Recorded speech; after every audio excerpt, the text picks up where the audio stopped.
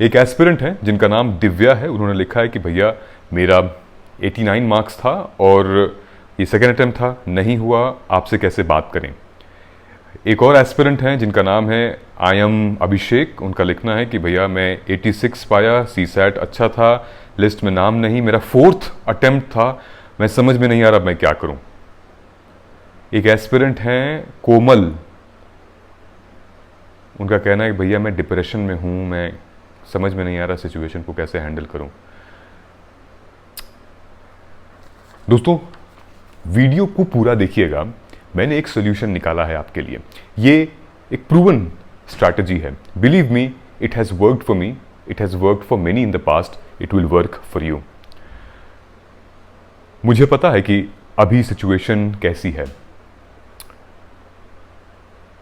जो मैं बनना चाहता था वो अब रहा नहीं, जो मैं हूं वो किसी को दिखता नहीं।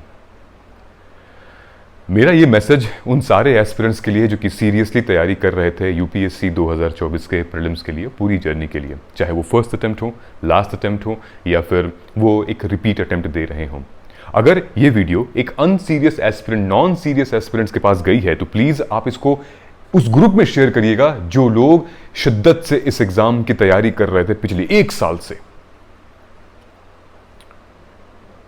ये सिचुएशन यूपीएससी हर साल देता है, किसी को खुश किसी को रुला देता है।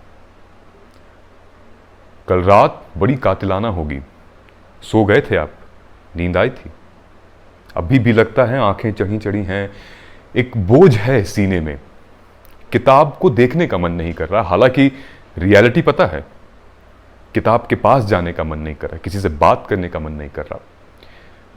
YouTube पे मेरे जैसे कई और तमाम लोग हैं जो भी आज के बारे में सहानुभूति आपके साथ शेयर कर रहे हैं। कोई गलत नहीं है, बहुत अच्छी बात है। अगर हजारों व्यूज में से एक बच्चा भी रीस्टार्ट कर लेता है अपनी जर्नी, समझ में आ जाता है, तो वो हम सबकी जीत होगी। दोस्तों मैं आपको 2 रास्ते बताना चाहूंगा, 2 ऐसे इंपॉर्टेंट चीजें जो कि आप अप्लाई करें और आपको हमेशा ये चीज बेनिफिट देगी। लेकिन उससे पहले मैं जानता हूं कि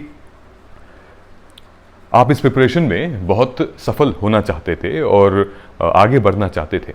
ये आपकी लड़ाई है, ये आपकी जिद थी, ये आपका फैसला था कि मुझे सिविल सर्विसेज एग्जामिनेशन की तैयारी करनी है।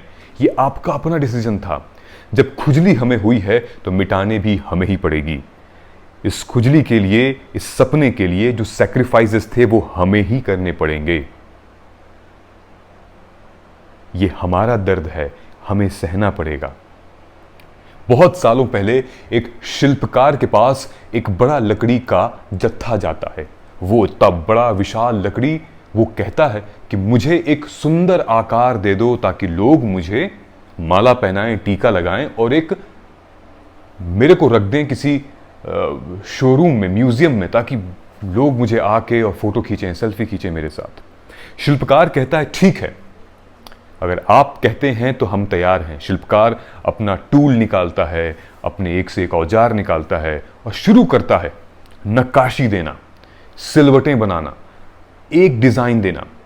लकड़ी का जत्था अपने आप में तिलमिला के उठता, कहता अरे अरे इतना दर्द हो रहा है मुझे, हटाओ, मेरे को नहीं करना यार, पहले बताना चाहिए ना इतना दर्द होता है, मुझे नहीं करना आपसे।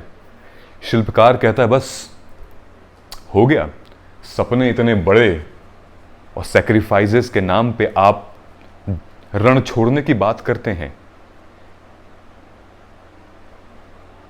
कई ईंटें लगती हैं एक दीवार बनाने में, बहुत सैक्रिफाइस देने पड़ते हैं एक सफल अभ्यर्थी बनने में, एक सफल इंसान बनने में। दोस्तों हमें पीछे नहीं देखना है, जो बीत गया सो बीत गया। आपके आगे पूरी जिंदगी पड़ी हुई है, आपके आगे बहुत कुछ रखा हुआ है। हम उस पर विलाप नहीं करेंगे जो खो चुके हैं, हम जो नहीं है हमारे पास, हम उस पर विलाप करेंगे जो हमारे पास है और जो हम कर सकते हैं। आपको क्या करना है वो मैं आपको अभी बताता हूं। अगर ये वीडियो आप तक पहुंच रही है तो एक तो शाम को 7 बजे हम एक ग्रुप सेशन रख रहे हैं। After heart breaking prelims. अगर ये वीडियो आप तक पहुंचती है तो आज शाम को 7 बजे मेरे टेलीग्राम चैनल पर आप आ जाइएगा, नीचे कमेंट सेक्शन में दिखा हुआ है, वहां पर हम लोग आके डिस्कशन करेंगे, आपकी बात करेंगे और व्हाट्स नेक्स्ट वे फॉरवर्ड को हम लोग डिस्कस करेंगे। दोस्तों, फेलियर एक इवेंट होता है, एक पर्सन नहीं होता। अगर आप फेल हुए हैं ये एक इवेंट है, आप एज अ पर्सन फेल नहीं हुए हैं। ये एक इवेंट है जिससे हम सीख सकते हैं, ये इवेंट है जिससे हम समझ सकते हैं, हम एनालाइज कर सकते हैं कहां गलती हुई यार, आखिर हम देखें तो सही। मैं कल मुखर्जी नगर जा रहा था, मेरे रास्ते में एक एस्पिरेंट का फोन आया कल सुबह प्रीलिम्स का रिजल्ट आने से पहले। उसने कहा कि भैया समझ में नहीं आ रहा मैं क्या करूं। वो स्टूडेंट खुद एक टीचर है। मैंने उनसे पूछा कि आप बताइए आपको क्या लगता है कहां पे गलती हुई आपकी। उन्होंने कहा भैया मैं पूरी प्रिपेयर थी, सब कुछ आता था मुझे, I don't know exam hall में जाके मेरा क्या दिमाग खराब हुआ, बेड़ा गर्क हो गया पूरा। दोस्तों, ऐसा कोई काम नहीं है जो आप नहीं कर सकते। हर काम आप कर सकते हैं, हर एक काम कर सकते हैं, बस हमें डायरेक्शन दिखानी है, शिद्दत लगानी है उस एक काम में जहां पे हमें फोड़ देना है, हमें अपना 100% देना है। रिजल्ट की चिंता हम क्यों करें, हम अपना बेस्ट देंगे और हमेशा हमेशा अपना बेस्ट देंगे। एक बात हमेशा याद रखिएगा कि अपने साथ में हमेशा कुछ ऐसे लोग रखिएगा कि जो आपकी दर्द को सुने, जो आपकी बातों को सुने, क्योंकि जो सुख में साथ देता है वो रिश्ते होते हैं और जो दुख में साथ देता है वो फरिश्ते होते हैं। दोस्तों, इस पूरे एग्जाम के प्रकरण में only and in life only the disciplined ones will live free, the undisciplined ones will become the slave of their mood, their passion. कहीं ना कहीं मैं भी हूं एक थोड़ा बहुत अनडिसिप्लिन, मैं भी सीख रहा हूं, आप भी सीखिए।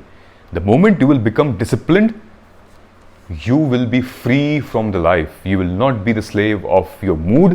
You will not be the slave of anybody's thought. अब उसके लिए हमें दो चीज करनी है। वो कहते हैं ना कि जब कुछ नहीं होता तो बहुत अच्छा होता है। क्यों? क्योंकि जब कुछ नहीं है आपके पास तो ऊपर वाला आपके लिए कुछ प्लान करके रखा है। हम इसमें दो चीजें करते हैं। नंबर 1, हमें यह एनालाइज करना है कि चीजें आपके कंट्रोल में हैं या नहीं। हमें साफ साफ, अगर चीजें आपके कंट्रोल में हैं और आप कुछ कर सकते हैं तो करिए। अगर चीजें आपके कंट्रोल में नहीं हैं, फिर आप करना चाह रहे हैं, तो फिर वो आपकी गलती है। For example,